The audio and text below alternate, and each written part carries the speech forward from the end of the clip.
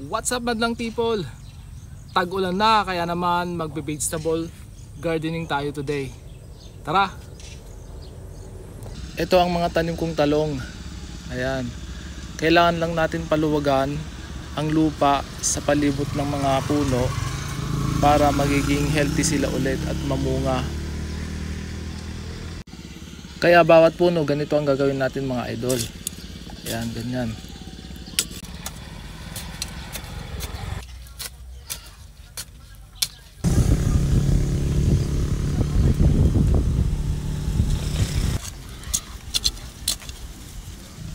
Ayan na mga idol, nabungkal na natin ang mga palibot ng puno ng talong.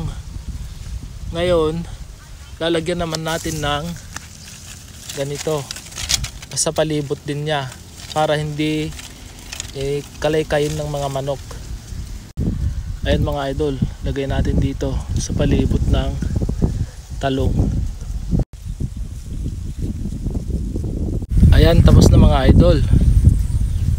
In a few weeks, magkakaroon na tayo ng fresh talong galing sa ating vegetable garden mga idol. And that's it for today.